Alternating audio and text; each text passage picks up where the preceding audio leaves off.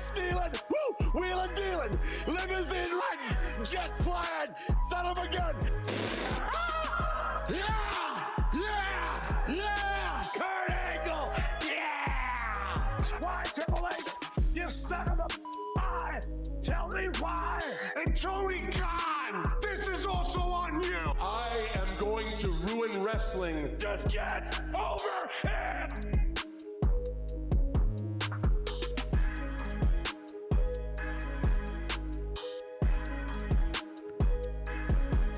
Lots of things happened in the realm of not just professional wrestling, but combat sports in general. Primarily one incident that took place over the weekend that shocked a lot of people. And when I say shocked a lot of people, I say shocked a lot of people in a negative manner. If you guys don't know what I'm talking about, I am, of course, am talking about the entire Raw Jackson situation. It literally sent shockwaves through not only the entire wrestling community, but it sent shockwaves through the entire MMA community. A lot of people spoke up about the incident. A lot of people spoke out about the incident. A lot of people gave their opinions on the whole matter. Some were very questionable. Some were reasonable. A lot of people I agree with. A lot of people that I don't agree with. A lot of people coming out, especially on the wrestling space, and being very hypocritical regarding the situation. This, to me, and I've already made videos about this on my main channel. If you guys haven't watched my 2 videos regarding the Raw Jackson situation, the link will be in the description below if you guys are watching on the WrestleHavoc channel. But this is the first time I'm actually talking about it on the podcast itself. And this is a topic that, honestly, that is something that it's really something that really needs to be talked about, because this incident should really teach people the things not to do when you are in the professional wrestling business. It tells you and it learns and it teaches you the things that you're not supposed to do if you are a promoter, the things that you're not supposed to do if you are a wrestler or any one of the boys in the back, which we're going to be talking about the whole situation right here on this edition of the WrestleHavoc Podcast. This whole incident has again sent shockwaves through the entire wrestling industry. We will get into the whole entire Raw Jackson situation right here on the show. We've also had Forbidden Door. Forbidden Door happened last weekend. Clash in Paris actually happened this afternoon, which I actually haven't gotten a chance to watch the show because I had family obligations. And but I did look at the results, and I did look at some clips on social media. And Becky Lynch being involved sparked a lot of conversation on who might return. And this return might shock you. And honestly, if this return is true and the possible match that I'm thinking about is actually in my head, possibly happening, hey, I'm probably going to watch WrestlePalooza overall out. So we will be talking about that as well. We're going to be talking about Chris Jericho, his status. Real American Freestyle Wrestling had their first show, and from what it looks like, they teased a match between 2 MMA legends, Tito Ortiz and Chael Sonnen. And if you really want to take things into perspective, Tito Ortiz is 50 years old, and Chael Sonnen is 48 years old. And that's probably going to be the headliner for Real American Freestyle 2, which we do not know when the event is going to be taking place, but they had a face-off at the first Real American Freestyle Wrestling show. But yeah, man, this is the WrestleHavoc Podcast. It is Sunday, August 31st, 2025. Thank you guys so much for watching me, not only on the WrestleHavoc channel, but also on WNN platforms, the World News Network. I thank you guys so much for watching me, whether that is the WNN Facebook page or the WNN YouTube channel. Before we get into all this craziness, please make sure to like and subscribe to the WrestleHavoc channel right here on YouTube, in which we discuss everything in and outside of the squared circle. Make sure to like and subscribe for more content. And as the friggin' referee would say, ring, ring, ring that damn bell for more notifications. All right.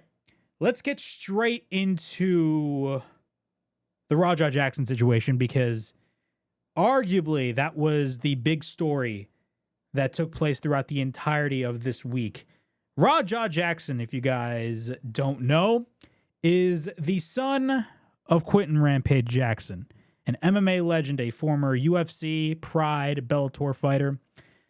Rampage Jackson, of course, has a son, and his son is Raja Jackson. And the whole gist of the story was I believe on Sunday, a video went viral of Raja Jackson going into the ring, basically hitting a double leg takedown on this wrestler by the name of Psycho Stu, and hitting him with rights and lefts well over 20 times. And I mean legitimate rights and lefts. This was no worked wrestling punch. This was no Scott Hall, greatest worked punch in the history of professional wrestling type of punch. No, these were legitimate punches. I'm telling you, these were legitimate punches. Rights and lefts. This got so bad. This visual was so bad to the point where Psycho Stu ended up being unconscious and could have easily had died. That was essentially the whole situation that took place between Psycho Stu and Raja Jackson, to really give you a perspective of what went down. That was what went viral around Sunday, in the beginning of Sunday of last week. And Raja Jackson was the biggest talking point throughout the entirety of this entire week. We got a bunch of updates by a lot of people.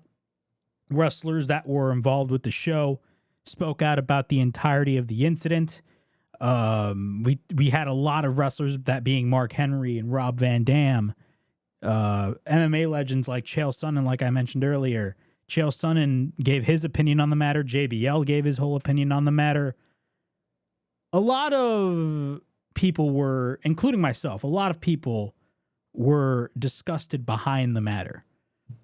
A lot of people were disgusted behind the matter. And I'm going to say this right here and right now, and I'm not saying this as a joke. I'm saying this because this is honestly like, I'm not saying this as a joke. Like I legitimately mean this. This could easily be a Dark Side of the Ring episode. The entire Raja Jackson situation could easily be a topic for next season's episode of Dark Side of the Ring.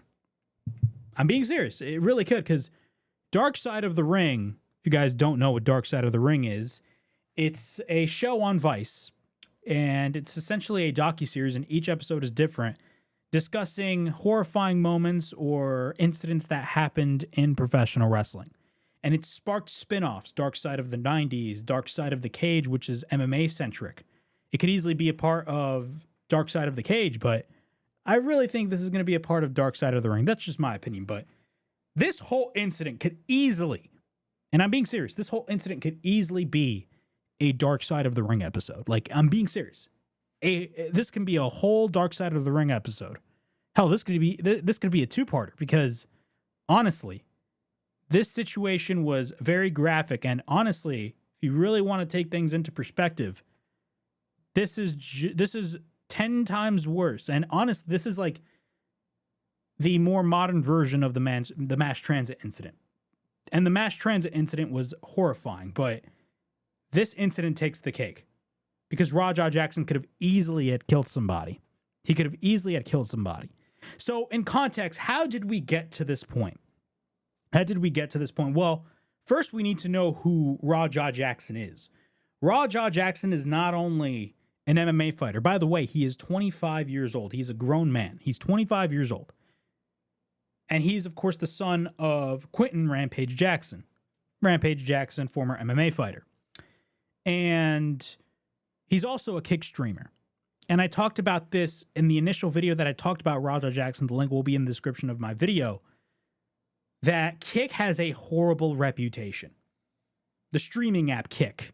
Now, streamers in general, IRL streamers, to be exact, IRL streamers, the streamers that essentially film their day-to-day lives, or live stream their day-to-day lives. They don't just sit in their office and live stream like any other streamer.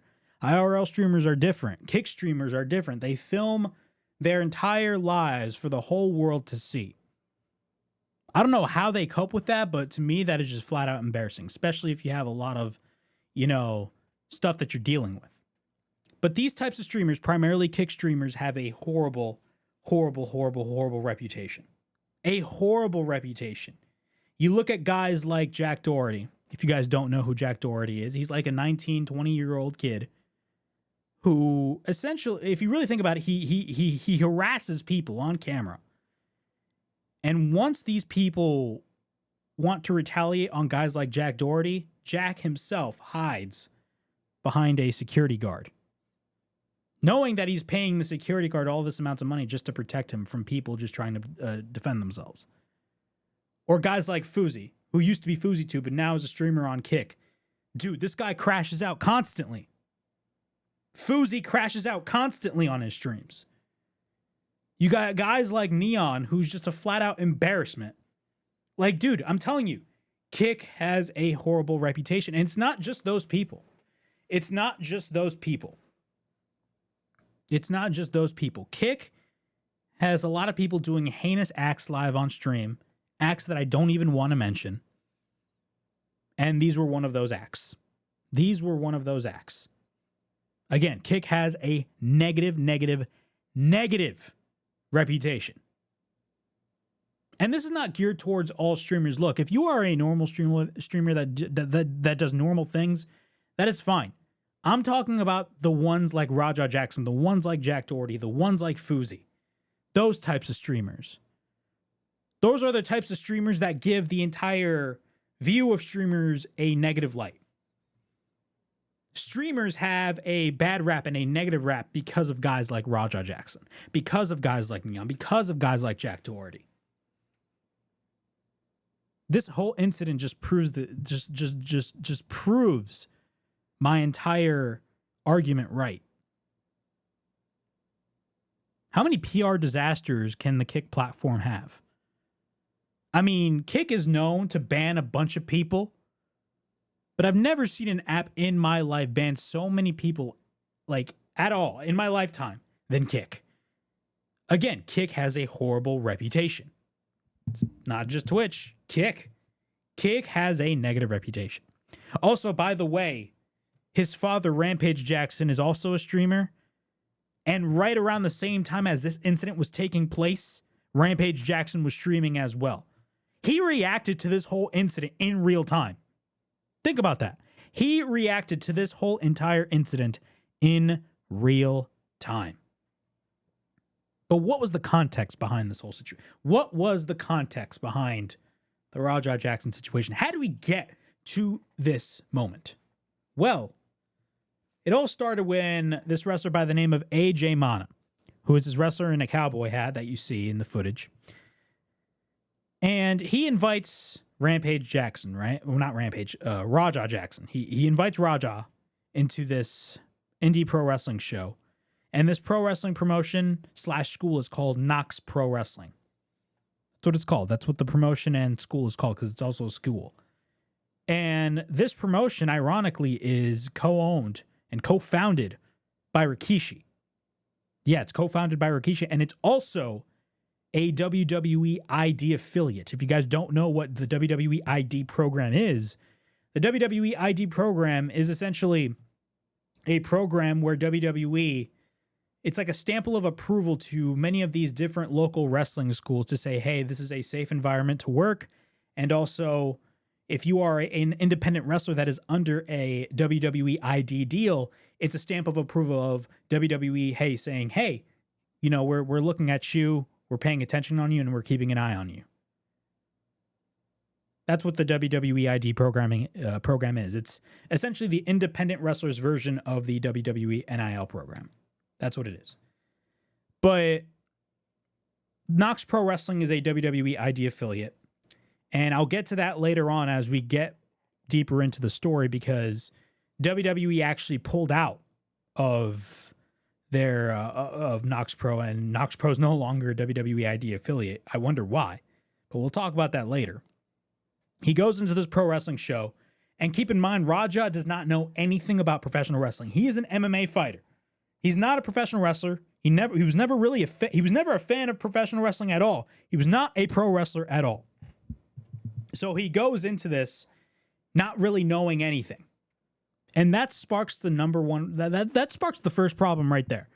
If you are bringing somebody, especially an MMA fighter that does not know anything about pro wrestling, and you, the promoter, or whatever wrestlers that's bringing them into this indie show, are planning to do something with this MMA fighter, and you do not smarten him up about anything that's going on in wrestling, then the fault will directly point to you as well, not just Raja. And look, I will blame Raja for this situation because his actions were heinous. But there's other people to blame as well. There are other people to blame as well. So he's backstage at this pro wrestling show, and he meets this wrestler that you guys see over here by the name of Psycho Stu. Now, Psycho Stu is he's an Army veteran. He's an Army vet. And actually, a video resurfaced of Psycho Stu talking about how he uses wrestling to cope with his PTSD. Psycho Stu is somebody who deals with PTSD, post-traumatic stress disorder, because of his time in the Army. And he uses wrestling essentially as an escape. So Raja meets up with this wrestler by the name of Psycho Stu. And I'm not going to defend Psycho Stu in this manner because I think what Psycho Stu did here was irresponsible. It was irresponsible. But it does not justify the actions of Raja Jackson, which I'll get to later. Psycho Stu, from what it looked like, he looked intoxicated. He looked like he was drunk. And he smashed a beer can. And people were like, oh, it was a worked beer can. It was an empty beer can. It was a beer can. And he smashed a beer can on the head of Raja Jackson. He smashed the beer can on the head of Raja Jackson. Raja Jackson, being an MMA fighter, immediately wanted to go on the defensive, but he kept his cool throughout the entirety of the situation. Now, keep in mind, all of this that's going on is on camera. So what happens later on is Raja faces off with Psycho Stu, and in the background you hear, he's not a worker, he's not a worker, he's not a worker. Now, what does it mean when somebody calls you a worker? You're essentially part of the show. If you are a wrestler, you are a worker. If you are wrestling somebody in a match, in a professional wrestling match, which by the way is not a real sport, it's entertainment, you are working with that person. You're not wrestling that person, you are working with that person. So you hear he's not a worker in the background. And keep in mind, again, and I'm going to say this numerous times, all of this is on camera. So what happens after that is Psycho Stu realizes what he had done, and he thought everybody was keeping kayfabe. If you guys don't know, for all you non-wrestling fans watching this, kayfabe is pro wrestling terminology. It's an old word that the carnies used to use. And what does kayfabe mean? Kayfabe means you being a part of the show, keeping the illusion of the show alive even when the show is over. Everybody apparently was in character. Kayfabe is still alive and well backstage in Knox Pro. And Psycho Stu was in quote-unquote character. He was in character. Well, Raja did not know any better. He did not know because, again, nobody schooled him. Nobody told Raja Jackson the ins and outs of the professional wrestling business. Nobody has. So what happened later on was that they were planning on saying, hey, Raja, he didn't mean to do that. He thought he was a part of the show. And it led to Psycho Stu apologizing to Raja Jackson not once, not twice, but 3 times. 3 times Psycho Stu apologized to Raja Jackson. And you know what Raja Jackson did? He accepted his apology. He accepted his apology. And they all seemed cool. They all seemed cool about the whole entire situation. Everybody seemed cool about the entire situation. And what happens after that? Later on, they were later planning on Raja may be doing some sort of spot in the show, but at the same time, even though they were planning this whole thing out, they still did not school Raja about the ins and outs of the wrestling business. And that is the biggest problem with this whole situation. Later on, AJ Mana. Remember AJ Mana, the guy in the cowboy hat? If you guys saw the video. AJ Mana, who's the wrestler in the cowboy hat, and keep in mind, again, this thing is on camera. He's backstage with Raja Jackson. And he tells Raja Jackson, hey, give him his receipt. You know what a receipt is. You give him his receipt. You give him his receipt. There's so many things wrong with that clip alone.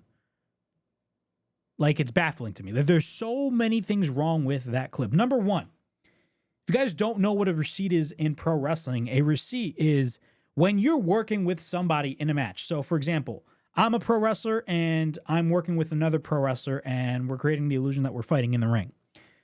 If in any way, shape, or form, and this is such an old school mentality. You saw this a lot back in the day.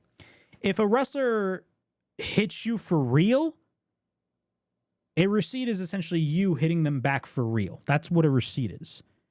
But this is the thing, this is the problem that I have with this. Remember how I said nobody schooled Raja Jackson about the professional wrestling business? Well, Raja Jackson is an MMA fighter. If he thinks receipt, the number one thing that Raja Jackson is going to think is, oh yeah, I'm definitely going to give this guy a receipt. I'm going to beat the crap out of this guy. Again, nobody schooled this man. And AJ Mana is just as to blame as Raja is. Raja Jackson, at the end of the day, made his own choices. I'm not excluding Raja Jackson in any way, shape, or form, but let's not ignore the people that influenced him as well. That being the AJ Manas of the world. Let's not exclude that. He's just as to blame as Raja Jackson. So later on, during this stream, Raja Jackson is in the front row. He's in the front row, and he's reading his chat. And his chat, let's be honest, is full of a bunch of 12 and 13-year-olds, I'm sorry, that are just gassing Raja up. Keep in mind, Raja Jackson is 25 years old. He's a grown man. And he's getting gassed up by the chat with, everybody in the chat calling him names, blah, blah, blah, beat his ass, all that type of stuff. And you see on video, on his stream, Raja Jackson deliberately planning and plotting all of the things that he was going to do to Psycho Stu once his match took place. He was plotting on stream.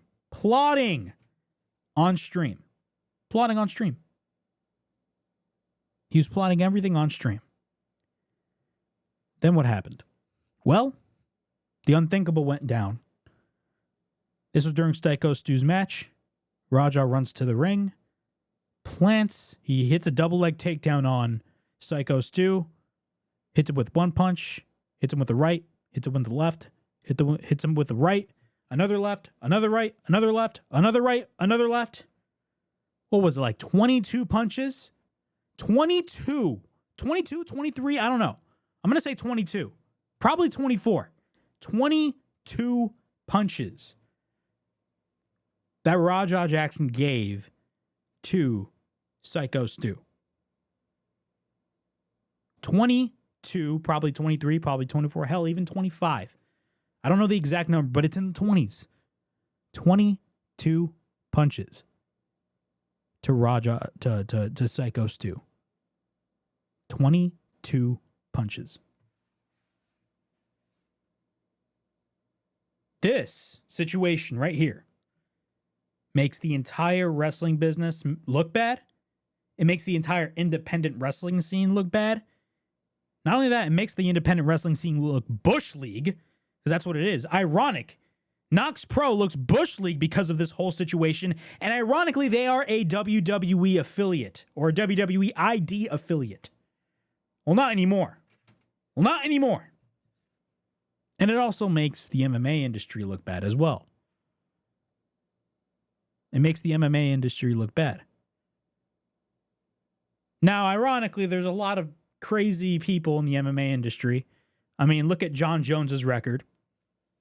Look at John Jones's record. Look at Conor McGregor. I mean, there's a lot of crazy people in MMA, and a lot of people that do bad things in MMA as well. For a sport that has tried so hard and has successfully gained acceptance amongst people in the United States throughout the past 20 years, 20 plus years, I should say. But it also makes MMA look bad.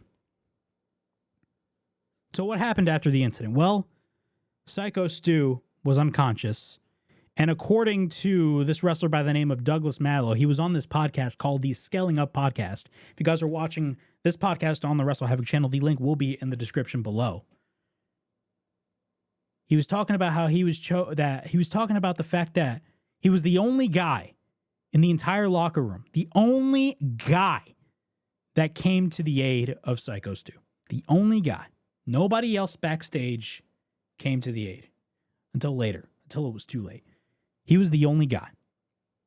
Not to mention, he revealed on the podcast that he did not know why they wanted him to go out and nobody else that was going to be involved with this quote unquote planned angle. He was the only guy that came to the aid. And he also took a shot from Raja Jackson as well. If you guys, again, want to watch the Scaling Up Podcast episode where Douglas Mallow explains the entire incident, if you guys are watching on my channel, the link will be in the description below. But this whole scenario was just embarrassing. Embarrassing on all parties. Embarrassing on all parties. Just it was a joke. It was a joke. According to Douglas Mallow, he was choking up. He was choking on his own blood. He was choking on his own blood and teeth. He was unconscious. It was a very scary situation. He could have easily had died. He could have easily died. Psycho Stu could have died. He could have died. This was not a situation of Raja Jackson getting his receipt. This was not a situation of Raja Jackson defending himself. This was assault, and this was attempted murder. That's what it was. This was attempted murder. Attempted murder. Raja Jackson ruined his life over what people in a random chat told him. He essentially ruined his life based off of a chat. He wanted to get clout, and he did something very ludicrous and stupid that ultimately ruined his life. It ultimately ruined his life. Now, we did get an update based off of Psycho Stu, and from what it looks like, Psycho Stu, or Stuart Smith, has been released from the hospital. According to Psycho Stu himself on Instagram, he stated this, and I quote, "Stuart has been released from the hospital and is now home resting. He sustained serious head injury and was unconscious upon the arrival at the ER. His injuries include trauma to both upper and lower jaws, a laceration to his upper lip, and a fracture to the malaxia bone, which unfortunately resulted in the loss of several teeth. He has a long road of recovery ahead, but he remains in good spirits despite everything he has been through. We are deeply grateful for the love and support we've received during this time. Thank you to everyone who has contributed in any way, whether through monetary donations, food, flowers, or gifts. Your kindness means more than words can express, but from the bottom of my heart, thank you. With love and respect, Contessa Patterson and Stuart Smith, a.k.a. Psycho Stu." So that is great to hear. From what it looks like, he has been released from the hospital, and he's still, recovering from his injuries, but from what it looks like, he's in a much better position than he was when he initially got to the ER, and he was unconscious when he got to the ER. I don't know what to say about this whole situation. I mean, I've already said everything that I've needed to say. I mean, this was just horrifying on all levels. Horrifying on all, and I haven't even gotten to the nitty-gritty. I mean, we got horrible takes we're going to talk about. We got opinions of a couple of wrestlers and MMA personalities that we're going to be talking about. And we're also going to be talking about Nox Pro as a promotion itself. And realistically, we're going to be talking about the horrificness of the independent scene. And this is not geared towards every single independent promotion. I'm just saying this from the reputation that the independent scene has, because the independent scene, you know, some people love the independent scene. I go to indie shows myself, but at the same time, indie promotions have a terrible reputation. They do. There's some indie promotions out there that are very shady. Nox Pro, unfortunately, falls in one of those categories. Because if you guys don't know, if you guys watched the Scaling Up podcast, Nox Pro as a promotion encouraged, think about this, Nox Pro encouraged its wrestlers. By the way, these wrestlers are not employees of Nox Pro. They're essentially independent contractors. All wrestlers, WWE, AEW, independent wrestlers, TNA wrestlers, they're all independent contractors. But in terms of Nox Pro encouraged people not to talk to law enforcement. They encouraged people, especially its wrestlers, not to talk to law enforcement. Do you think that is responsible? Do you think that is responsible on the promotion's behalf?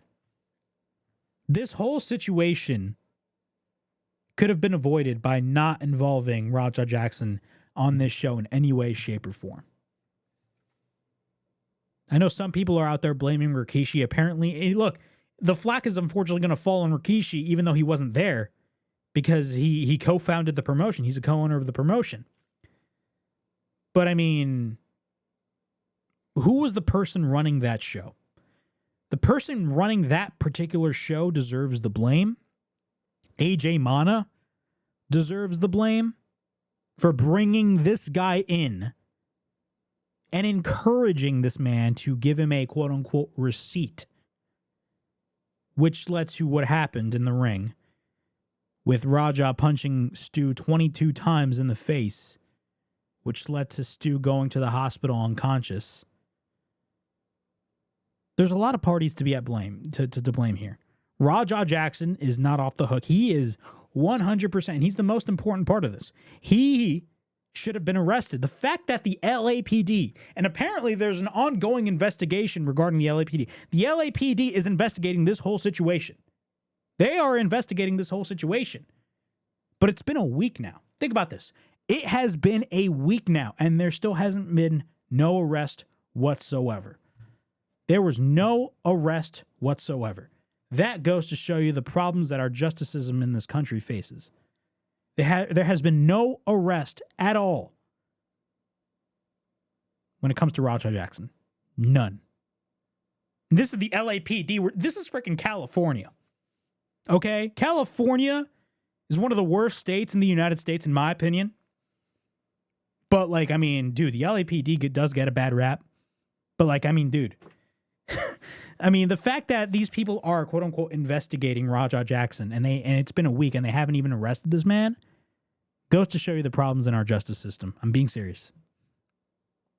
And what's even worse about this whole situation is that if the LAPD is investigating this whole issue, I mean, it should be a breeze for these people. It really should be a breeze for these people because all of this footage is on camera. All of this happened on a live stream. This whole thing happened on a live stream. Everything, the plotting, everything was on camera. The fact that it's taken a week and it's probably going to take more time until they actually arrest Raja Jackson, again, goes to show you the problems that our Justice Department faces in this country. It's a joke. It's a joke. This guy should have been arrested a while ago at this point. It's been a week. He should have been arrested there. And like at that point, he should have been arrested. He should have been arrested. This was assault. This was bad. Whatever you want to call it, man. This was attempted murder. That's what it was. I'm blaming Raja 100% for this incident. I'm blaming AJ Mana for encouraging him to give Stu a receipt. And look, I'm not defending Stu in the case of him hitting Raja with the beer can. That was uncalled for. But justifying the whole situation, like by giving Stu 22 punches left and right, does not justify the whole situation. That does not justify the whole situation. Yes, Stu was in the wrong for hitting him with the can. But you're going to retaliate by giving him 22 punches, especially after he apologized to you 3 times. And by the way, these apologies are on camera. I mean, dude, this is not a good case for you, man. Raja, this is not a good case for you. You are in the wrong, buddy. And it's not just me that's saying it. It's a lot of other people that are saying it too. A lot of people in the MMA world, in the pro wrestling world, are giving their opinion on Raja Jackson, and rightfully so. But there's also a lot of people that are giving their opinion and are actually defending Raja Jackson. The first one being Mark Henry. Yes, Mark Henry. Mark Henry went on TMZ, and he believes that Psycho Stu is partly to blame for the Raja Jackson incident. You got to be careful, and this is a quote by Mark Henry, you got to be careful, 1, you're messing with, and 2, what kind of example are you as a veteran for inciting a riot with a kid? Well, I'm sorry, Raja Jackson is not a kid. He is 25 years old. If indeed what I saw was what I saw, which is people before the show during the daytime drinking and intoxicated or partially intoxicated, and you bust a bottle over a guy's head and talk trash like the guy was not going to do nothing, yeah, you're at fault. I'm going to say this right here and right now. If Raja retaliated in the moment, so keep in mind, think like we are in an alternate universe. If think about this, if Stu hit Raja with the beer can and Raja immediately retaliated by like probably punching in the face, punching in the face, nobody would be talking about the situation now. Nobody would have been talking about the situation now, because a lot of people would have deemed that as self-defense, especially with the fact that Raja just did not know anything about the wrestling business. He did not even come in as a fan. But what Mark doesn't understand is that Stu apologized 3 freaking times. And Raja accepted those apologies. He accepted those apologies. So again, what are you defending Mark Henry? Like, Mark Henry, what he stated here was absolutely ridiculous. And what's 10 times worse is that Mark Henry went back on record and he doubled down and he said he's not apologizing for the comments that he's made. He talks about how the old school mentality is gone. Meanwhile, in that same exact initial interview, he's like, oh yeah, it shows that Stu can't fight. Isn't that part of the old school mentality? That's hypocrisy on Mark Henry's end. That is hypocrisy. That is hypocrisy. That is hypocrisy. I'm sorry. Mark Henry's comments were stupid. Absolutely stupid. RVD made comments. Yeah, Rob Van Dam made comments about the whole situation. He made comments about the incident, and he stated this, and I quote, he tweeted this: "So far, I got Raja's back." And he says, "Best wishes to effing Psycho Stu Smith." So actually, he started his podcast by saying "so far," or "best wishes to effing Psycho Stu Smith." But before teasing up for his podcast, he was like, "So far, I got Raja's back." Like, I'm sorry, but like, dude, you are engagement farming at this point. You are engagement farming. You are. I mean, it's ridiculous. But what's crazy is that, and this is the crazy part that I want to mention, JBL. And JBL back in the day has had a horrible reputation. He's had a horrible reputation of bullying guys and beating up guys. Him, Bob Holly, like, think about this, and I stated this in my video. if you were in the SmackDown roster, especially if you were a young guy coming into the SmackDown locker room in the early to mid 2000s, you were screwed because you were going to get messed around by guys like Bob Holly and and JBL. But JBL, think about this. Mark Henry and RVD defended Raja Jackson for what he did. But JBL, ironically, was the most logical out of all of those guys. JBL was the most logical out of all of those guys. And he did not condone the actions of Raja Jackson. So good on JBL. Good on JBL. Chael Sonnen went down and he discussed the whole matter. And I remember watching the whole Chael Sonnen video, and I'm going to be honest. Look, I've said my fair share of Chael Sonnen. I'm a fan of Chael Sonnen. I said it. I'm a fan of Chael Sonnen. I am a fan of his. Hell, I even went on record on this very channel and stated, like, dude, if there's a guy that I'd put on commentary as a heel for AEW, it'd be guys like Chael Sonnen. I don't care. I'd put him on commentary because he knows how to sell you on anything. But also, Chael Sonnen has a bad rep for bad takes. And unfortunately, this was one of those bad takes. I remember watching his video on his YouTube talking about the entire incident. And midway through the video, as I knew where he was headed, I immediately turned it off because I was like, you know what? I can't listen to him, man. The fact that you are defending Raja's actions goes to show you the type of person that you actually are. Not only this Raja Jackson situation exposed how shady the independent wrestling scene can be, it exposed the dark side of professional wrestling and the consequences of you bringing somebody in that does not know anything about wrestling and possibly committing an act that you did not intentionally wanted, but unfortunately you didn't school him enough to do it. You didn't school him enough to the point where he actually did something heinous, and that is exactly what happened here. But it also exposed how brain dead people can be. This not only exposed how shady the wrestling business or the independent wrestling scene can be, it also exposed how dumb people can be. Just by those takes. Just by people like people like Chael Sonnen, Mark Henry, and RVD defending Raja Jackson for his actions.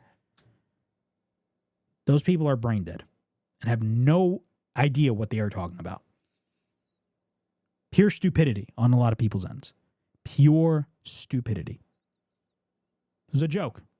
It was a joke. On all levels, this whole incident was a joke. This was a joke. And it's a shame. It is a shame. Continuing on with the WrestleHavoc podcast, it is Sunday, August 31st, 2025. We're about to be in the month of September, the 9th month of 2025. The 9th month, we got a couple months left till it's December, and before you know it, it's going to be 2026. This year has gone by super quick. Before we get into all this craziness, please make sure to like and subscribe to the WrestleHavoc channel right here on YouTube, in which we discuss everything in and outside of the squared circle. Make sure to like and subscribe for more content. And as the friggin' referee would say, ring that damn bell for more notifications. I thank you guys so much for watching the WrestleHavoc podcast, not only on the WrestleHavoc channel, but also on WNN platforms, the World News Network, not only on WNN's Facebook page, but also WNN's YouTube channel. So I thank you guys so much for watching this edition of the WrestleHavoc podcast right here on YouTube. All right, continuing on with the WrestleHavoc podcast, we are going to do a quick recap of AEW Forbidden Door. Forbidden Door took place in London at the O2 Arena last Sunday night, and I actually missed the pay-per-view. I missed the pay-per-view. I didn't get a chance to watch it until a couple of days later, but overall, I thought it was a pretty decent show. But I will say this. I'm going to be honest, and a lot of people are going to crap on me for this, but I honestly do not care. I feel like the Forbidden Door concept has died off a lot.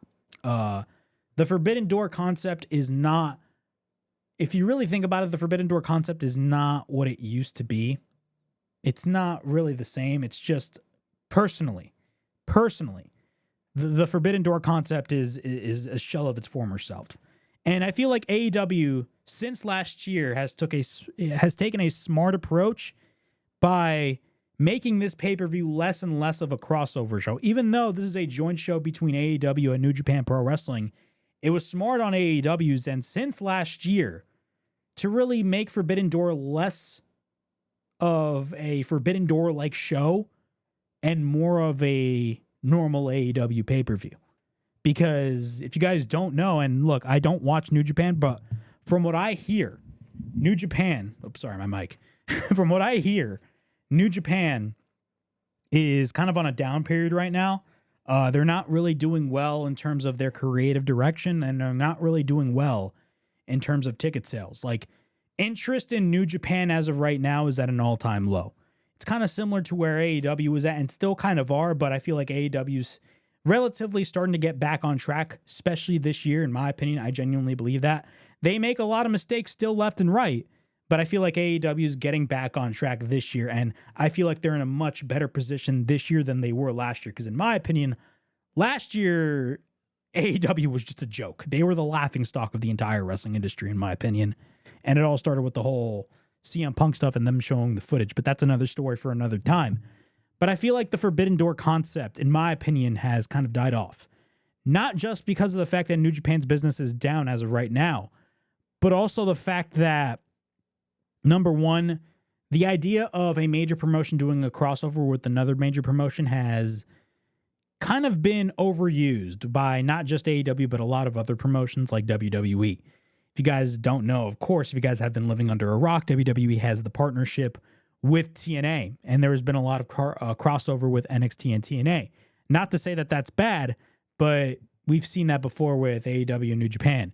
WWE is bought AAA. You know, they've been doing 2 joint shows, and they're about to have another Worlds Collide show in which they're going to have Dominic Mysterio challenge Vikingo for the AAA Mega Championship. So, like, the Forbidden Door concept has really, if you really think about it, it's become a concept that is just not special anymore, in my opinion. And I think it was smart on AEW to really make this more of just a normal AEW pay-per-view than a Forbidden Door type show, you know? And that's what, and look, there was New Japan influence on this show. Like, I'm not going to sit here and say that there was no New Japan guys. There were New Japan guys on this show. But if you compare this Forbidden Door or last year's Forbidden Door compared to the first 2 Forbidden Doors, that being in 2022 and 2023, the crossover has really been less and less. And it also doesn't help with the fact that I believe this show took place after New Japan's G1, which ironically, the G1 was won by an AEW wrestler. It's not even won by a WWE wrestler. The G1 this year was won by Konosuke Takeshita. He's not a New Japan wrestler, even though he's been going to Japan. He's an AEW wrestler. He's an AEW contracted wrestler, but he won the G1 climax. He won the G1. So the Forbidden Door concept is something that's just not as special as it used to be. Also, I'm going to say this right here and right now. I wasn't as excited for this show. The only thing of excitement that I really had when it came to this show was, I'm going to be realistic, was the crowd. And the crowd when it comes to Forbidden Door, I mean, the crowd at the O2 was absolutely phenomenal. And I'm going to say this right here and right now. International crowds are 10 times better. International crowds are 10 times better than American crowds. We've not only seen this last week with Forbidden Door, but we saw this tonight or this afternoon with Clash in Paris. Now, I've seen clips of Clash in Paris. I actually haven't watched the full show yet. But, I mean, dude. Like, international crowds are more energetic than American crowds. They just are. They are more energetic than American crowds. Now, one thing I will give American crowds credit for, is the fact, and this is a big fact, is that they've incorporated some of the things that a lot of these international crowds would chant.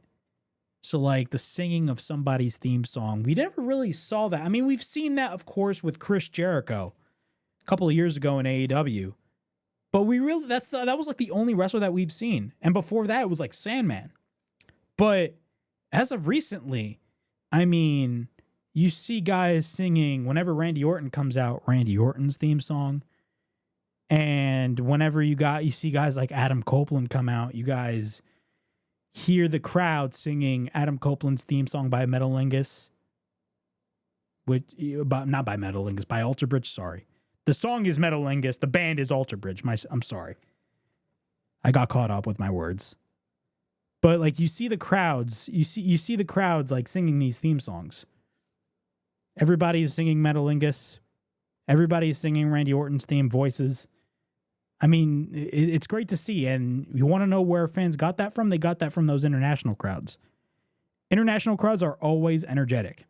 And a big reason as to why these international crowds are really energetic is because of the fact that they haven't had a major show like this in years. It was really normal a couple years ago that these markets never really got a major televised event. Normally, back in the day, they would normally get they would just get house shows. They would just get house shows. Now they get full-fledged events. And that is what I really love about this current generation of WWE. Not just WWE, but also AEW is diving their foot in international markets as well. I mean, they had Wembley Stadium. They had of course All In at Wembley Stadium twice. They're going to go back to London for All In next year. They had Forbidden Door at the O2. They were in Cardiff last year. They were in Glasgow 2 Wednesdays ago. I mean, it was great. These international crowds are fantastic, man. They are always energetic. The crowd in France for Backlash last year. Remember the crowd for Backlash last year in France? I mean, dude, off the chain. Hell, I'll go out on a limb and say, like, these Saudi Arabia crowds for these past couple of Saudi Arabia shows have been off the chain as well. They have been off the chain. Fantastic. International crowds are always better than American crowds. We're nothing compared to the international crowds. Nothing. We've taken some influence from them. We've incorporated some of the things that they would do. But come on, we got nothing on these people. I love the international crowds, and that's what makes these shows great. But let's do a quick recap of Forbidden Door. Forbidden Door was at the O2, and let's just do a quick recap of the matches that took place. This is on the main card. Of course, we had the Ops defeating Bullet Club War Dogs, and that being Clark Connors, Drilla Maloney, and Robbie X. We had Adam Copeland and Christian Cage defeating Killswitch and Kip Sabian. We had Kyle Fletcher defeating Hiromu Takahashi. We had Mercedes Moné successfully defending her TBS championship against Bozilla, Alex Windsor, and Persephone. I mean, there was no way that Mercedes Moné was going to drop that title. Like, just absolutely no way. She's going to hold on to that title for a long, and I mean a long period of time. We had the IWGP World Title match, and this was definitely a treat for the fans in the UK. Zack Sabre Jr. defending his IWGP World Title against Nigel McGuinness. And I will say, if there was anything that I wish this show had, I wish, and this was honestly the perfect show to book a match like this. This could have been the perfect show to book Will Ospreay versus Zack Sabre Jr. But of course, due to the nature, and if you guys have seen a Zack Sabre Jr., and I mentioned this last week on the podcast, if you guys have seen a match between Will Ospreay and Zack Sabre Jr., these guys go balls to the wall. I mean, like, these guys go crazy in their matches. Like, you think Will Ospreay's great from like a high spot standpoint, and you think Zack Sabre Jr. is great from a technical wrestling standpoint. I mean, dude, Zack Sabre Jr. and Will Ospreay, they always gel well. Even though they kind of have different styles, they gel well perfectly. Their chemistry is off the charts. If there's anything I wish this show had, if there was any match that I wish this show had, it would have been Will Ospreay versus Zack Sabre Jr. But again, due to Will Ospreay's injury, I mean, you know, there was no way they were going to book a match like that. But also at the same time, this guy did a whole lights out steel cage match. You know what I'm saying? And he's going to be out for a while. But yeah, we had Zack Sabre Jr. versus Nigel McGuinness, and the crowd in the UK absolutely loved that. The Hurt Syndicate not the Hurt Syndicate. They didn't defeat. Brodito Brody King and Bandito defeated the Hurt Syndicate, Bobby Lashley and Shelton Benjamin, and, of course, Cash Wheeler and Dax Harwood, that being FTR. First off, the fact that this match was a three-way is kind of ironic. I mean, we've been hearing a lot of stories about the Hurt Syndicate not wanting to, like, lose to FTR, but, like, AEW wants to put the belts on FTR. I mean, look, at the end of the day, if those stories are true, at the end of the day, MVP, Bobby Lashley, and Shelton Benjamin, they don't run AEW. At the end of the day, the final say is Tony Khan, and whatever Tony Khan wants, he's going to do. The stories that we've been hearing about the Hurt Syndicate, I mean, they've been acting like prima donnas. If those stories are true, then the Hurt Syndicate, I'm sorry, they are prima donnas, because they are coming in here and not wanting to do jobs to people. And, it's very questionable. I don't know. It's very questionable. I mean, this match should have been a one-on-one match, not a three-way, but it is what it is. The unified title was on the line as Kazuchika Okada took on Swerve Strickland, and Kazuchika Okada defeated Swerve Strickland and retained his unified championship. And of course, this match had the return of Wardlow. Now, I'm going to say this right here and right now. Wardlow, my opinion, Wardlow made his return. He made his return. And I believe Wardlow was out filming, correct me if I'm wrong, American Gladiators. Correct me if I'm wrong. He was out for a while, and everybody was wondering where Wardlow was. But now, from what it looks like, Wardlow is going to be officially a part of the Don Callis family. I'm not going to sit here and say that this whole thing is going to be an instant failure. I'm not going to sit here and say that this is going to be an instant failure because, again, this is the beginning stages of Wardlow being a part of the Don Callis family. And if you look at the Don Callis family as it is right now, it is a stacked faction. You got Okada as the unified champion. You got Kyle Fletcher as the TNT champion. You got Josh Alexander in that group. You got Konosuke Takeshita. Now you got Wardlow. It is a stacked group. It's a group full of big men. Now, why do I say big men? Well, what is the number one thing that AEW/Tony Khan is not good at doing? Like, what is the number one thing that they are not good at doing in terms of booking a particular wrestler? They are not good at booking big men. If you watch any AEW show, you already know the type of show that you're going to be watching. You already know the type of wrestling that Tony Khan loves. He's not really the biggest fan of big men. And he does not know how to book big men correctly. He just doesn't. Time and time again, they have flopped on big men. Time and time again, they have flopped on guys like Wardlow. Yeah, Wardlow. I'm not going to sit here and say that this is going to be a flop. I hope I am wrong. But I don't trust AEW in booking Wardlow. Keep in mind, this is the third time. The third time. Think about this. The third time. The third faction that Wardlow is a part of. Technically the fourth. Technically. He was a part of the Pinnacle. He was technically a part of the Inner Circle when MJF inserted himself into the group. Technically. But he was a part of the Pinnacle. He was a part of the Undisputed Kingdom, and that was a flop. He was a part of the Undisputed Kingdom, and that was a flop.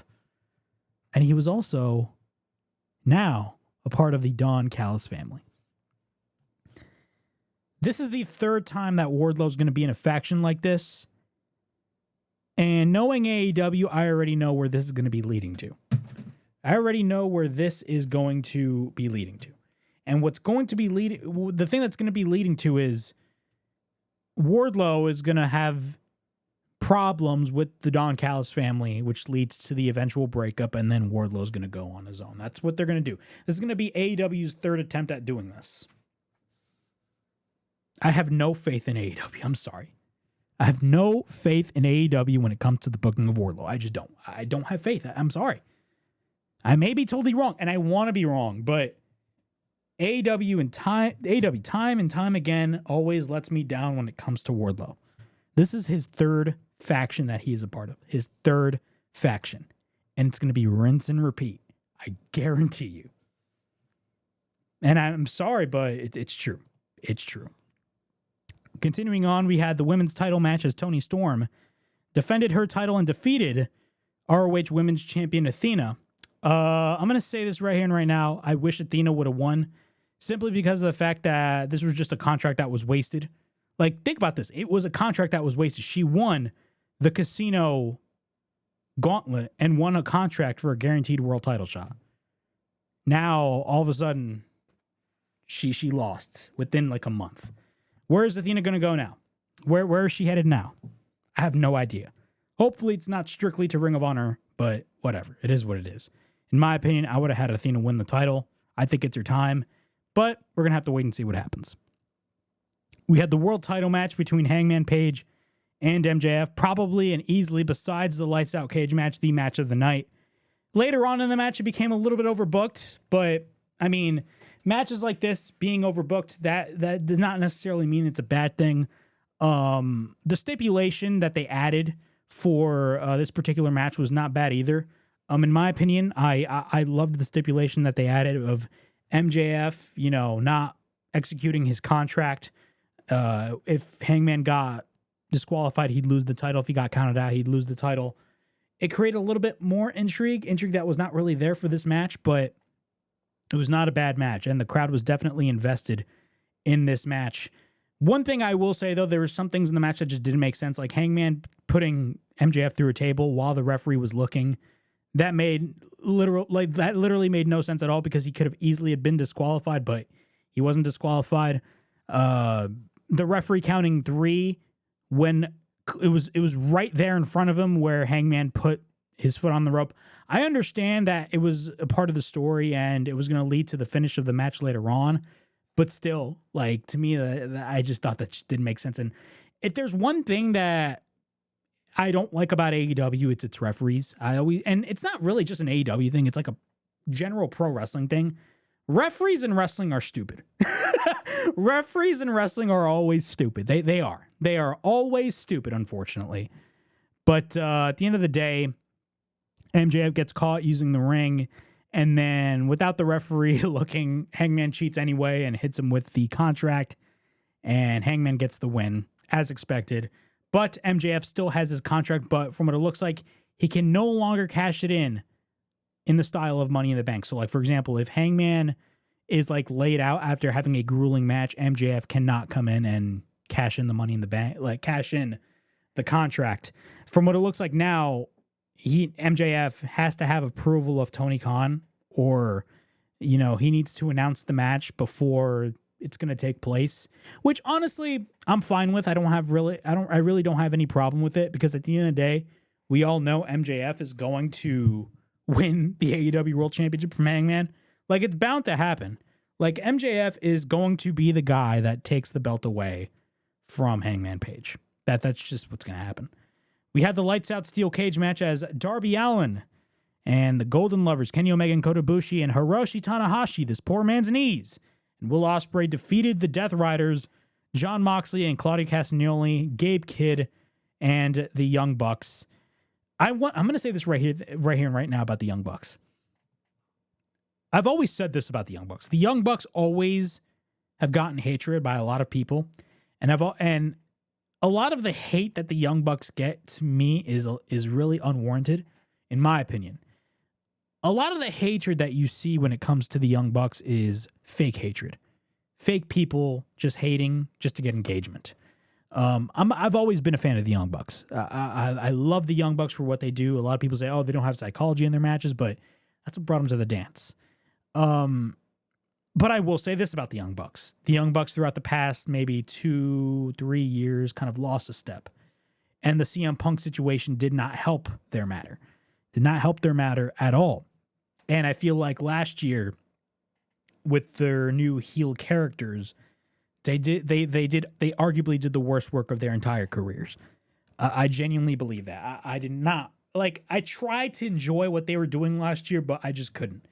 It was cringe, and it was bad. Nick Jackson's promos are atrocious. Matt Jackson, unfortunately, I mean, they were just not good at what they did. This year is a little different, even though they kind of had the same characters as they did last year, especially when they came back this year at Dynasty.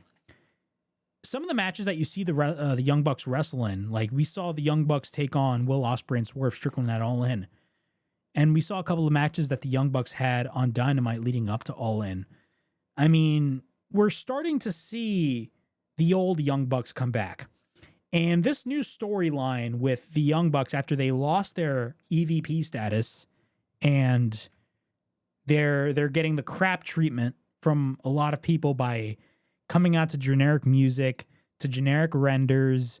All of this crap that the Young Bucks are dealing with in storyline is really entertaining.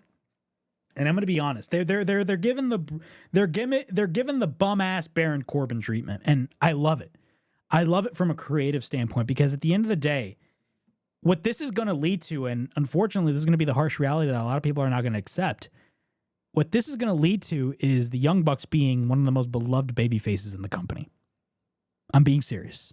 I know I sound like I'm far-fetching when I'm saying this, but with this whole Young Bucks storyline, it's funny as hell.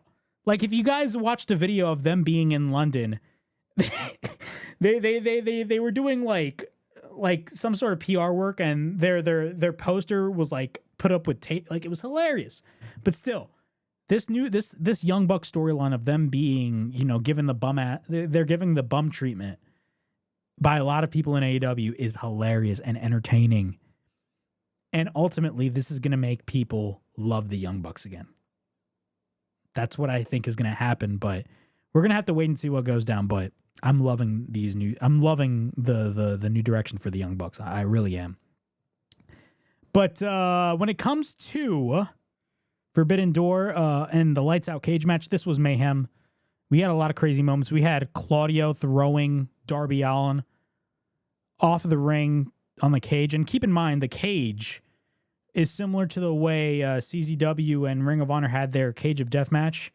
It was very similar. And ironically, on the Ring of Honor YouTube channel, they put out the full match between Team CZW versus Team Ring of Honor in the Cage of Death.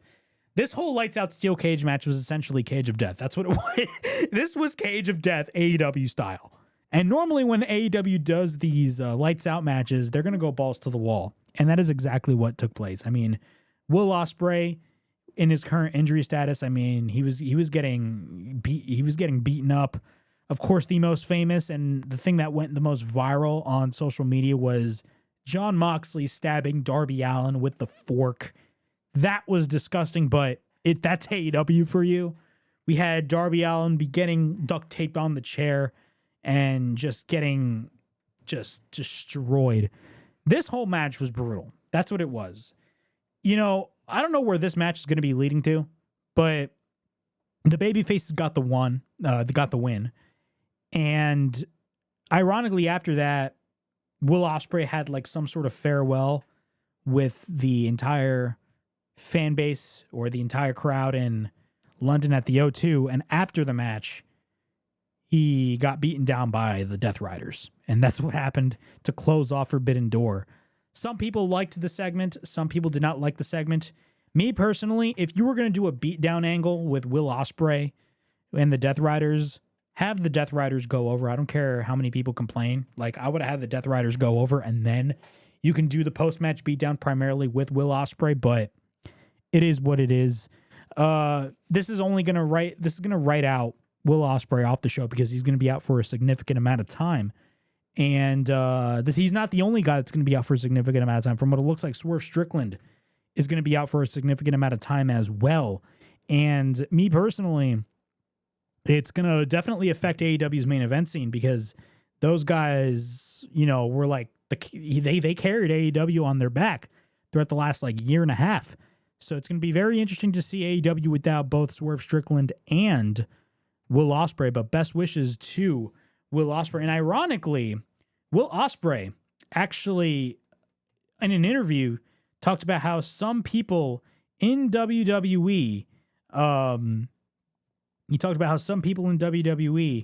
were, WWE reached out after learning about his neck injury. He stated this, and I quote, "I've got people in WWE that I've never met before in my entire life that reached out because of this neck injury.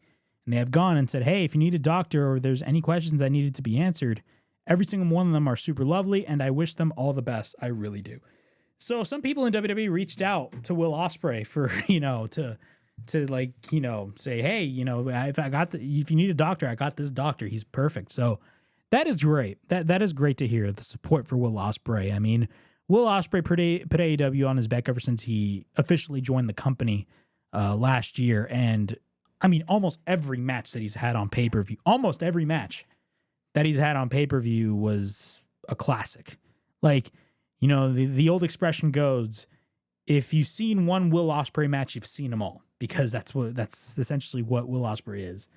But I mean, he's had bangers on pay-per-view, absolute bangers on pay-per-view. But overall, Forbidden Door was a pretty good show.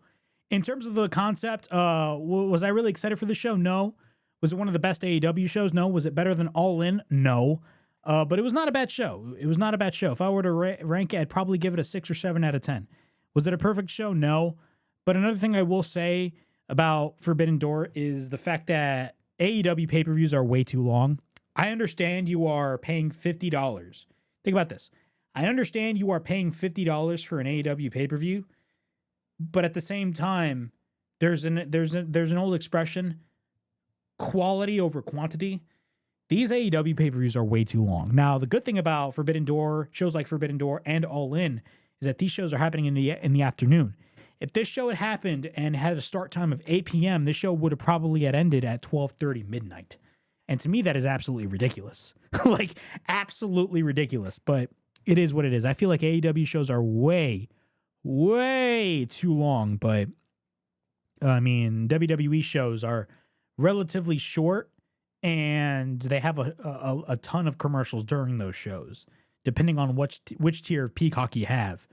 But, I mean, it's weird. It's like one company has a bunch of commercials and it's a super short PLE. Meanwhile, the other company has a super long PLE. It's like, no, both companies like don't have a fair ground. Like one company has to do something wrong and the other company has to do something wrong. It's hilarious, but it is what it is. I genuinely feel like these AEW shows are just way too long, and it burns people out, unfortunately. It really does burn people out, especially like if this show had started at 8 p.m., it would have been bad for all of us in the States. It would have been bad, and it probably would have been bad for everybody over in the UK as well, because of course the time difference. But you get my drift. You get my drift. It is what it is. But again, these AEW pay-per-views are just way too long. All right, moving on with the WrestleHavoc podcast.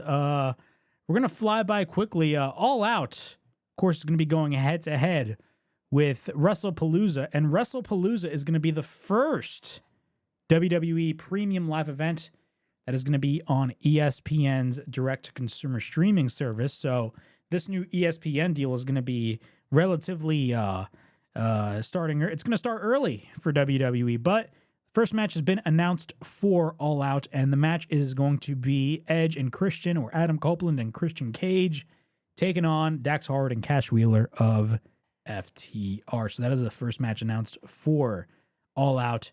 In terms of WrestlePalooza, we're going to be discussing Clash in Paris real quickly. Now, keep in mind, as I discuss Clash in Paris, I'm only going to give you guys the results and my initial thoughts about what happened, because I've only seen clips, because again, as I stated earlier in this show, I haven't seen Clash in Paris because of family obligations. I had to do other things. But as you guys are watching this show, I've already watched Clash in Paris. But as I'm filming this, I haven't watched it yet. But real quick, let's go through Clash in Paris. Clash in Paris took place this afternoon. We had Roman Reigns defeating Bronson Reed in a one-on-one match. And Roman Reigns, from what it looks like, got written off the show after he got attacked by the Vision. And he got stretchered out of the arena. He got stretchered out. And from what it looks like, he's going to be out for a significant amount of time. They essentially wrote him off the show. And that is exactly what happened over there. After that, we got the Wyatt Six defeating the Street Profits for the WWE Tag Team Championships. We got the Women's Intercontinental title as Becky Lynch defended her title. And by the way, I love Becky Lynch's new theme. Her new theme is absolutely amazing.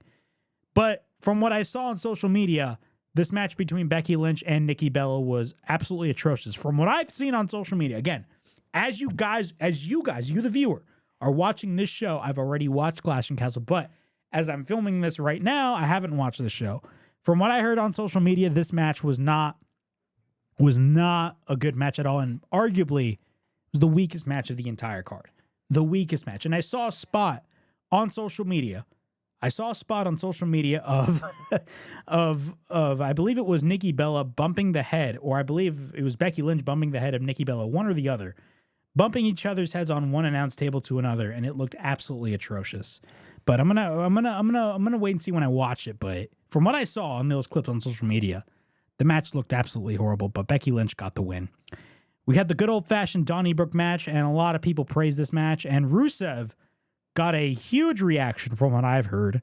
Rusev defeated Sheamus. And look, I've been very critical of Rusev's run so far. I feel like Rusev hasn't really done a lot since coming back to WWE.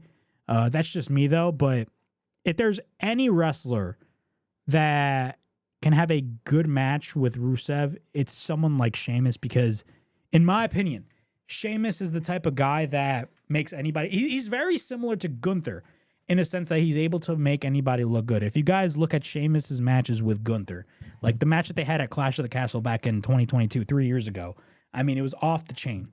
Absolutely off the chain. But when it comes to Rusev, I feel like they really wanted to do that with this whole match. And this match was a good old-fashioned Donnybrook match, which I don't like those gimmick matches. To me, it's kind of lame, but it is what it is. John Cena defeated Logan Paul, and the build for this match was crazy. I mean, of course, John Cena is now a babyface, and from what I've seen, John Cena has cooked Logan Paul on the microphone like numerous times. And he also apologized to the kid that he cooked when he initially turned heel, I believe back in March, which was great to see as well. But John Cena and Logan Paul, from what I've seen, had a great match. And then we had the world title match, the four-way. Seth Rollins, CM Punk, and Jey Uso, and LA Knight. And the big story when it comes to this match is the ending. Everybody was expecting a surprise in the end, probably maybe a new member of the Vision. Who knows? But everybody was expecting some sort of new member. Well, what happened was we got that quote-unquote new member, and we got somebody costing CM Punk the world championship. And ironically, it's not who you would expect. I mean, it's somebody that you probably would expect, but in a different situation. But in terms of a wrestling sense, no. Becky Lynch. Becky Lynch. Yes, Becky Lynch. Seth Rollins' real-life wife, the current Women's Intercontinental Champion, has cost CM Punk the World Heavyweight Championship. And from what I've seen, again, I haven't watched this show yet, but from what I have seen, this, I believe she is a new member of the Visionary. I believe she's going to be officially a part of this new group. But that's not even the most important part. What is the most important part when it comes to this whole angle that took place? Well, why is Becky Lynch so important? Not just because of the fact that she's Seth Rollins' wife, but what does this lead to? What does this lead to? Well, ironically, WWE has a show taking place September 20th. And of course, ironically, that's around the same time that AEW has their All Out pay-per-view, and they've already announced their first match with Edge and Christian taking on FTR. Well, they got this other show called WrestlePalooza taking place. And from what it looks like, especially after this angle, speculation is starting to ramp up. About what matches could be taking place at that show. Well, number one, we already know the main event of WrestlePalooza. Everybody knows the main event. Keep in mind, WrestlePalooza is going to be the first WWE PLE to be taking place on ESPN. It's going to be the first ESPN WWE PLE. This new deal is starting early. Well, We already know the first match, and it's not official, but we already technically know the first match and the main event, and that's going to be John Cena versus Brock Lesnar. We all know that's going to be taking place. Everybody knows that that's going to be taking place. But with Becky Lynch costing CM Punk the World Championship and aligning herself with the Vision and Seth Rollins, there's a lot of speculation on who might return. Well, ironically, who is CM Punk married to? Who is CM Punk married to? Oh, yeah, that's right. He's married to AJ Lee. We haven't seen AJ Lee since, what was it, WrestleMania 31? Back in 2015? AJ Lee could possibly be making a return to World Wrestling Entertainment. And this is the crazy thing. Ever since CM Punk returned to wrestling, not just WWE, to wrestling in 2021 when he joined AEW, there was always those rumors about AJ Lee possibly making a wrestling comeback. That's always been a thing, not just with CM Punk, but also with AJ Lee. AJ Lee is one of the most beloved women's wrestlers of all time. She had a great run as Divas Champion. One of the things that made AJ Lee great was that she stood out. She stood out and was very different compared to all of the other women that were there during that period of time. That being the Divas era. The Bellas, Alicia Fox, those types of wrestlers. No shade on them. I'm just saying. AJ Lee was by far the best, in my opinion, the best women's wrestler in the Divas division back in the day. She was the only one that was worthwhile to watch. Everybody else was change the channel material, unfortunately. No disrespect. That's just how the crowd perceived them as. But when it comes to AJ Lee, she was literally the most interesting diva from the Divas era, especially in the later years. And this was roughly before the women's revolution. Now, I've always said this. The real women's revolution was not really in 2015. The real women's revolution was back in the late 2000s with TNA's knockouts. And when I say TNA's knockouts, I mean Gail Kim and Awesome Kong. I mean, of course, there were other women there like the Beautiful People, Taylor Wilde, but they really started the women's revolution, in my opinion. Took a couple of years for WWE to get behind the 8 ball, but it is what it is. But AJ Lee, in my opinion, really stood out amongst all of the divas back in the day. And that's what made her great. And she was one of the longest reigning Divas champions of all time. I believe Nikki Bella beat her record. I believe. Correct me if I'm wrong. But AJ Lee was arguably the most interesting female on the entire women's division back in the day. And she hasn't been in wrestling in, at this point, 10 years. 10 years she hasn't been in wrestling. 10 years she hasn't been in wrestling. She's been doing a lot of outside work, comic book work from what I've seen. And of course, she's also married to CM Punk. Becky Lynch now aligning with Seth Rollins in storyline being a part of the Vision ultimately sets up a match, probably a mixed tag team match at WrestlePalooza. And that match is probably going to be CM Punk and AJ Lee taking on Seth Rollins and Becky Lynch. Yeah, I said it. Yeah. We could possibly be getting the return of AJ Lee next month at WrestlePalooza. Now, I'm going to ask you this right here and right now. And this is no shade on AEW, but I'm going to be watching both shows. I don't know how, but I'm going to be watching both shows. But how do you combat the return of AJ Lee? How do you combat that? Let's be honest. Even AEW fans are probably going to be interested in watching AJ Lee returning to pro wrestling after 10 years. Yeah, I'm being serious. How do you combat that? There's two ways to combat WrestlePalooza. Number one, putting on the best possible show that you can and no selling WWE. And number two, and this is the most important thing, and people may disagree with me with this, but it's worth the shot. Now, depending on how they book him later on, if they bring this guy in, that is a different story. And some people have even went on record and stated this guy is not a good fit for AEW, and a part of me agrees. But in terms of combating what we're about to witness, possibly, if these rumors are true, at WrestlePalooza with CM Punk teaming up with a returning AJ Lee to take on Seth Rollins and Becky Lynch. How does AEW combat that? There's really no way to combat that unless you bring in Karrion Kross. But even if you brought in Karrion Kross, are people going to care? Because it's AJ freaking Lee. It's AJ Lee. I'm going to be watching WrestlePalooza. I'm sorry. If AJ Lee comes back, dude, my ass is going to be glued to the seat watching WrestlePalooza. I'm going to put aside All Out for the next day.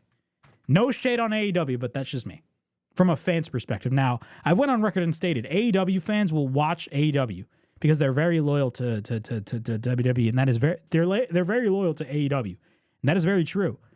But man, AJ Lee, I mean, I feel like even AEW fans would be very interested in watching that. I'm being serious. I'm being very serious. But we could possibly be seeing the return of AJ Lee. When is she going to come back? I mean, she has to come back probably before WrestlePalooza. She's going to come back tomorrow night on Raw. I have no idea.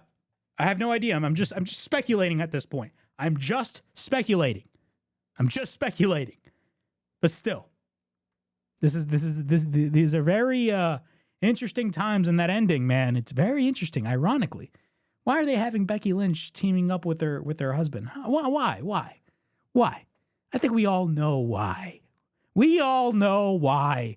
AJ Lee, and mark my words, grab a pen. I don't got a pen here. Whatever. I got a Fire Stick controller. Mark my words. Mark them on a piece of paper. Whatever. Mark them on a piece of paper. AJ Lee is gonna make her wrestling comeback. AJ Lee is gonna make her wrestling comeback. And she's gonna return after 10 years. Mark my words. She's coming back. You cannot convince me otherwise. But yeah, that's my opinion on Clash in Paris. I haven't watched the show yet, but I've only seen the results and I've seen some highlights. But it's exciting me now. It's exciting me now. All right, moving on with the WrestleHavoc podcast. We got our final topic. And our final topic is going to be about Jake Hager. Before we actually get into Jake Hager, let's actually get into Chris Jericho real quick. According to PW Insider, there's been conversation within WWE about Chris Jericho returning, and amongst a lot of talents that PW Insider has heard this week, the belief is that Jericho has made overtures to see whether WWE has interest in him when his deal expires. If it's correct, Mike Johnson says 100%, but there are many who think it is. Time will tell. Again, as I've stated last week, Chris Jericho, he wants to do what he wants to do.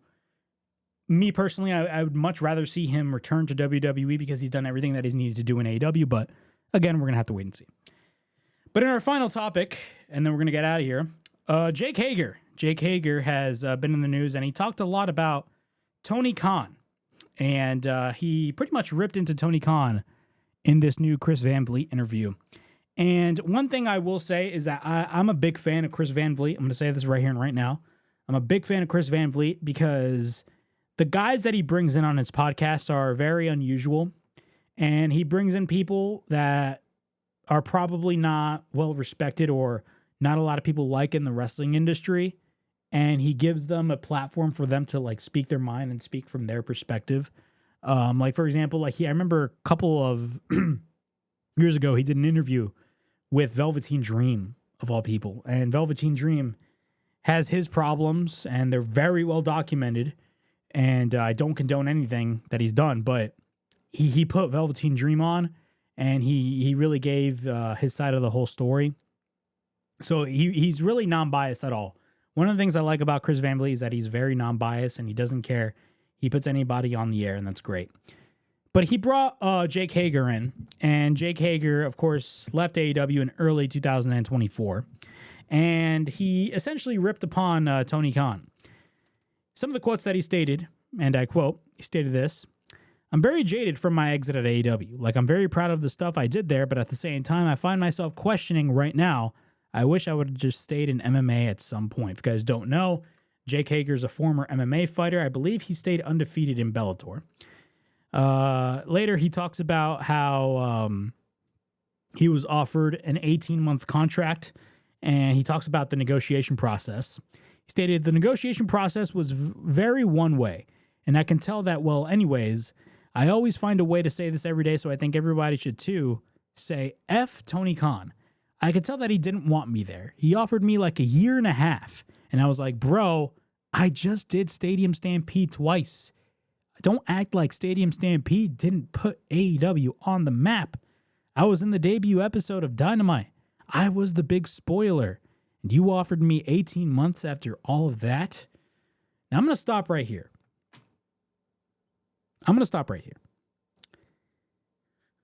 He says, I just did Stadium Stampede. Don't act like Stadium Stampede didn't put AEW on the map. There's no question that Stadium Stampede is a great concept. And I don't want to say it helped carry AEW. It was one of the highlights of AEW during the pandemic, but it didn't put AEW on the map. AEW was already on the map before Stadium Stampede even became a thing. You want to know what brought AEW to the map? You want to know what put AEW on the map? The Elite. Kenny Omega, the Young Bucks, Cody Rhodes, Hangman Page, those guys. You want to know who else put AEW on the map? Chris Jericho. He put AEW on the map as well. You want to know what also put AEW on the map? Cody Rhodes versus Dustin Rhodes at the first Double or Nothing. That's what put AEW on the map. You also want to know who put AEW on the map? Guys like Jon Moxley. I've been a fan of AEW since day one. Since January 1st of 2019, I have been an AEW fan. We've gone through the roughest of the roughest times, trust me. And I've went on record on this very show and crapped on AEW for the poor decisions that these people have been making. And they still do make poor decisions, but they're in a much better position now than they were before. But let's be honest, when you think of AEW, do you think, and this is no shade on Jake Hager, I'm just giving my opinion on what he said. When you think of AEW, do you think of guys like Jake Hager? Honestly. Do you think of guys like Jake Hager? When I think AEW, I think of guys like Jon Moxley. When I think of AEW, I think of Kenny Omega. When I think of AEW, I think of Chris Jericho. When I think of AEW, I think of the best possible matches that you could possibly watch on a national level. The best wrestlers in the world, you watch AEW. When you think of AEW, you think of some of the great moments we've gotten. I'm not excluding Stadium Stampede. Nobody is. But it didn't put AEW on the map. It was an integral part of AEW, but it didn't put AEW on the map. Didn't put AEW on the map. The Elite put AEW on the map. Chris Jericho put AEW on the map. Jon Moxley put AEW on the map. Some may even say CM Punk put AEW on the map. But I was always, and I will defend this until the day I die. AEW was successful before CM Punk came in the door. CM Punk was just the cherry on top. That's all he was. AEW was a successful company before CM Punk walked in the door. They were. But that is also not excusing the fact that a lot of people started watching AEW once CM Punk came in. I'm not denying that either. But AEW was successful before CM Punk came in the door. But when you think of AEW, do you think of guys like Jake Hager? No. That's not a shot to Jake Hager, but he was never really a big star. I feel like he's hyping himself up a little bit, in my opinion. That's just me, though. That's my opinion. You may disagree with me, but that's just, when I think of AEW, I don't think of guys like Jake Hager. I don't think of guys like Jake Hager. So then he talks about this meeting that took place a couple of years ago, and he stated this, and I quote, "We're all like stings in there." And then he, mentions Paul White, Jericho, Bryan Danielson, and Moxley. They're all standing at the front, kind of like talking to us through this crap. Lo and behold, who comes in the room storming in? Daddy's Little Billionaire. And he's like yelling at us because I think it was Dax and Cash that didn't want to come in. They didn't like the storyline, so they refused to come to TV that day. And he was like, listen, I'll put you in a 6-man 6 minutes before the show, and you're going to do it. And we're all just like feeling disrespected.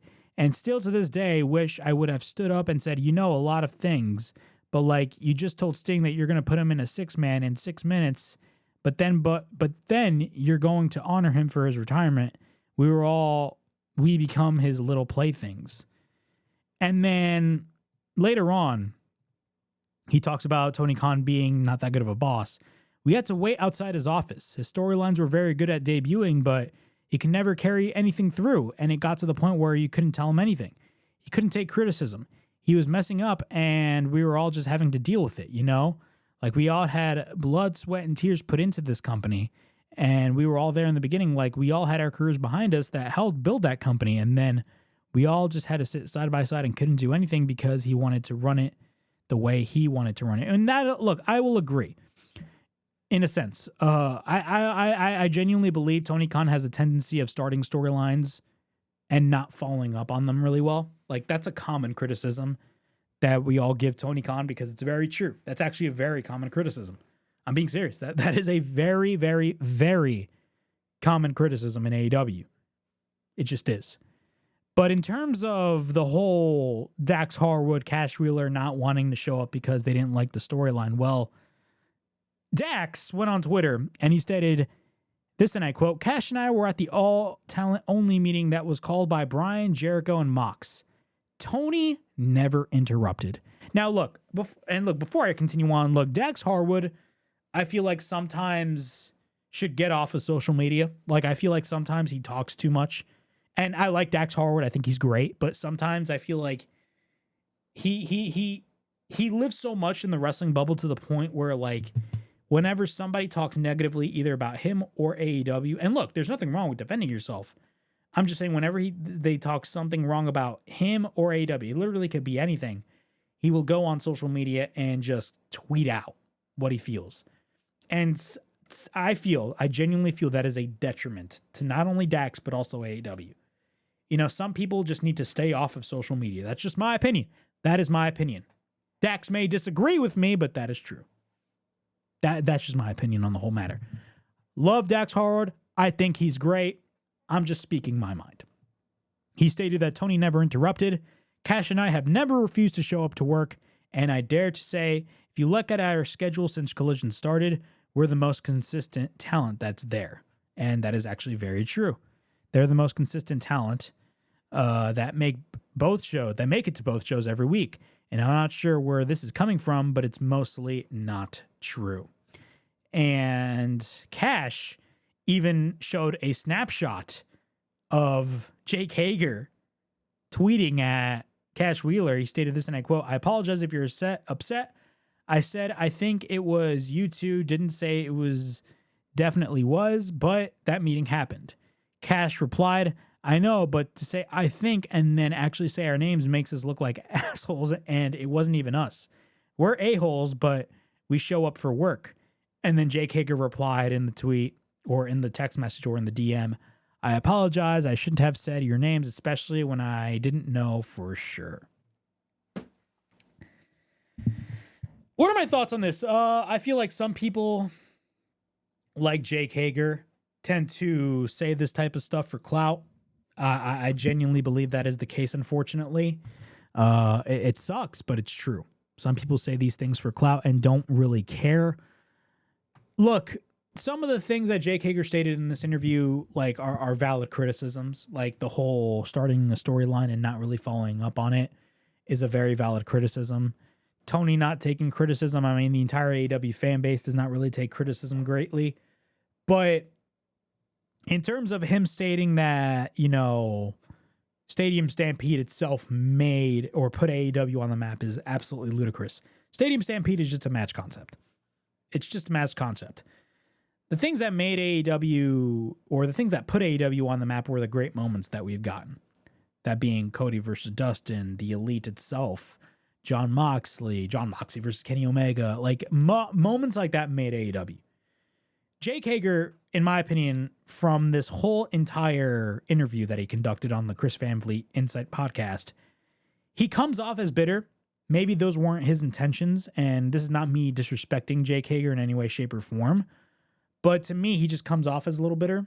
That's just from my perspective, though. He may have different motives and perspective. He may have a different perspective on things, but he does sound like he's very negative and saying things for clout, especially with the whole Tony Khan stuff, especially lying about a whole meeting that took place, which took place, but he confused the whole situation with FTR being the ones that are unprofessional. I mean, to me, that is just kind of dumb. And what's crazy is that, Dax Harwood and Cash, and ironically, Dax does most of the tweeting, but Cash doesn't really tweet at all. And the fact that he tweeted out a DM from Jake Hager goes to show you that, like, Jake Hager did kind of mess up in the whole situation, but it is what it is. I mean, in my opinion, he did tear into Tony Khan, but at the same time, I mean, it's not like Jake Hager was a big star, because he never really was a big star, to be honest. Let's be honest, he was just not a big star, but those are my thoughts on the whole Jake Hager situation. All right, yeah, that was the WrestleHavoc podcast from August 31st, 2025. We definitely talked about a lot of things going on in the realm of professional wrestling. I thank you guys so much for watching the WrestleHavoc podcast, not only right here on the WrestleHavoc channel, but also on WNN platform, the World News Network, not only on WNN's Facebook page, but also WNN's YouTube channel. Without any further ado, please like, subscribe, comment down below, push that bell for notifications, and be on the lookout for more videos right here on the WrestleHavoc channel in which we discuss everything in and outside of the squared circle. Make sure to like and subscribe for more content, and as the freaking referee would say, ring, ring, ring that damn bell for more notifications. And as always, it is yours truly, Flaming Ricky DeRays, signing out. I'll see you guys all in the next video. Peace.